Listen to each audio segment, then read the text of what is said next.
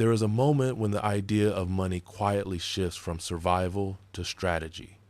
It often arrives late at night after a long day of work when you realize that no matter how hard you try, your time is finite.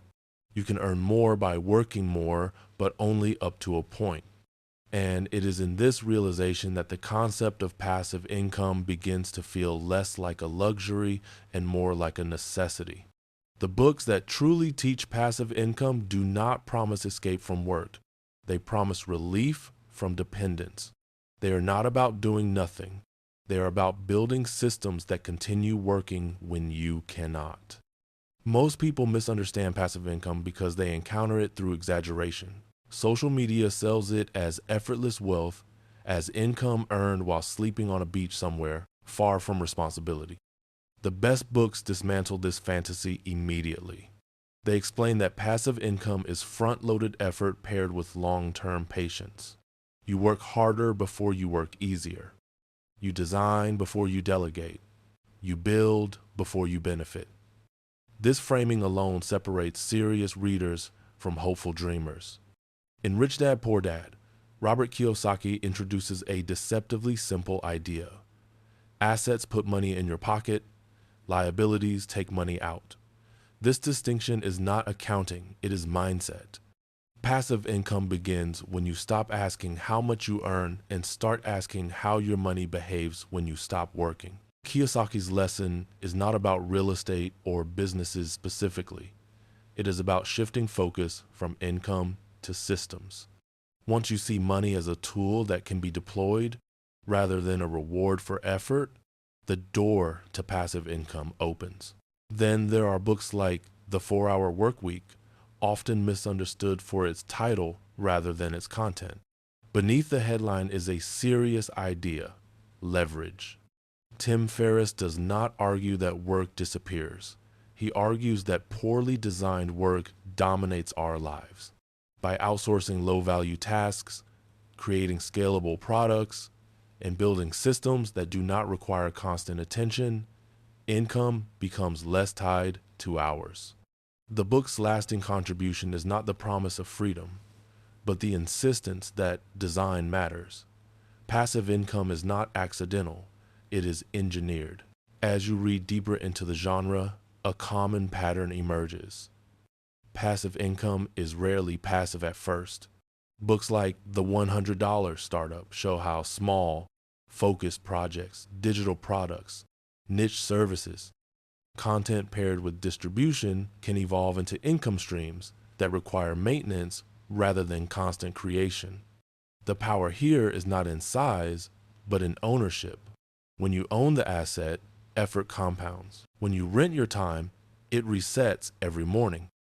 Another theme repeated across serious passive income books is patience. Income streams mature slowly. Royalties, dividends, rental income, content monetization all reward consistency over intensity. The books are honest about the waiting. They warn that early months feel discouraging, even humiliating. You build while no one notices. You publish while no one reads.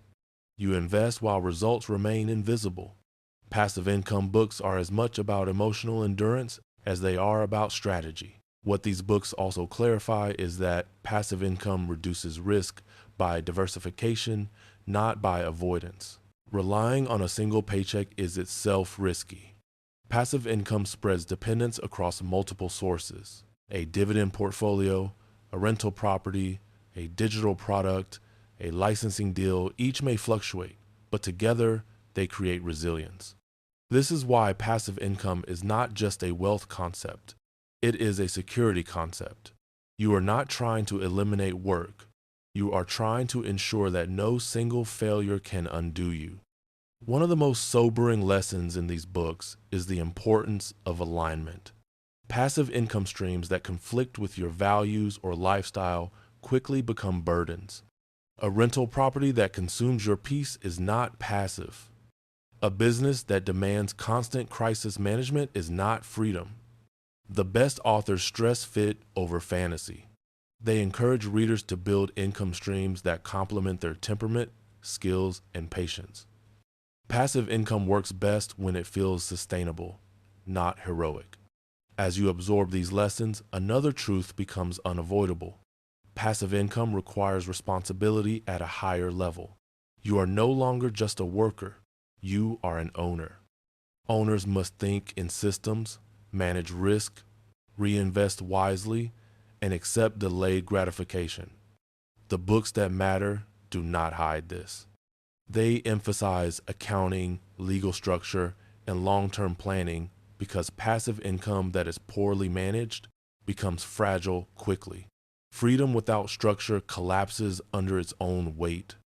Over time, readers begin to see that passive income is not about escaping effort. It is about choosing where effort goes. Instead of expending energy endlessly on tasks that vanish at the end of the day, you invest effort into assets that persist. This shift changes how you see time.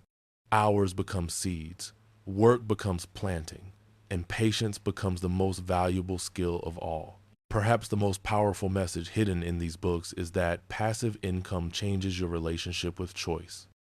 When income is no longer entirely dependent on your presence, you gain negotiating power with employers, with clients, with life itself. You can say no more easily. You can take risks more thoughtfully. You can endure uncertainty without panic. Passive income does not guarantee wealth, but it does create margin, and margin is where freedom lives. As the ideas settle, you begin to understand why passive income has become such a defining theme of modern financial literature. In a world of volatility, automation, and rapid change, relying solely on active income is increasingly fragile. The books do not promise certainty. They promise adaptability. They show that building even a small stream of passive income can change how you experience work, stress, and time itself. And this is where the story begins to deepen, because once you accept that passive income is not magic but method, not escape but design, the question shifts from which passive income idea should I try to something far more important. What kind of life am I trying to support with these systems? It is at this point that the books move beyond tactics and into philosophy, revealing how passive income, when built intentionally, becomes not just a financial tool, but a way of reclaiming agency over your time, your energy, and your future. And this is where the next chapter truly begins, as we explore how people translate these ideas into concrete paths, avoid the most common traps, and build passive income streams that last beyond trends, carrying them forward with quiet consistency like a river that no longer rushes, but deepens as it moves. And this is where the promise of passive income finally becomes grounded in reality, not as a fantasy of effortlessness, but as a practice of design, restraint, and long-term thinking. In the second half of the journey, the books begin to warn as much as they inspire. They explain that the most common failure in passive income is not choosing the wrong vehicle, but choosing it for the wrong reason. People chase streams instead of systems. They pursue trends instead of principles. They confuse hands-off with hands-free. The authors who matter insist on a harder truth. Every passive income stream requires stewardship. The question is not whether you will work, but when you will work and whether that work compounds or evaporates. Serious books return again and again to the idea of durability. A passive income stream that survives boredom, market shifts, and personal fatigue is worth far more than one that promises fast returns. Dividends endure because businesses endure. Rental income lasts because shelter is timeless. Content compounds because human curiosity renews. The lesson is not to copy tactics, but to align with forces that persist. When you choose durability, patience stops feeling like sacrifice and starts feeling like strategy. Another lesson that sharpens here is sequencing. The books show that passive income works best when built on an active foundation. Skills first, savings next, systems last. Trying to leapfrog directly to passivity without capacity leads to fragility. Authors emphasize building earning power, then converting surplus into assets that produce. This sequencing preserves dignity and reduces risk. You are not escaping work. You are upgrading it.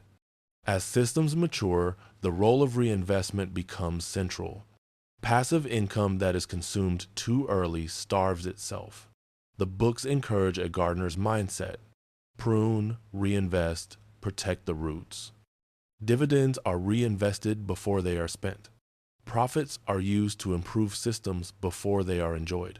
This discipline is what turns small streams into rivers over time. It is also what separates builders from consumers. Then comes the quiet shift in identity. You stop thinking like an earner and start thinking like an allocator. Decisions revolve around where to place attention, capital, and time for the highest long-term return, not just financially, but emotionally. A stream that pays well but drains your peace is downgraded. A stream that grows slowly but fits your life is protected. The books teach that the ultimate metric is not yield, but sustainability. With sustainability comes optionality. Passive income does not remove uncertainty. It gives you room inside it. You can negotiate differently. You can rest without panic. You can choose projects for alignment instead of desperation. This optionality is the real power. It changes how you show up to work and to life. Pressure eases.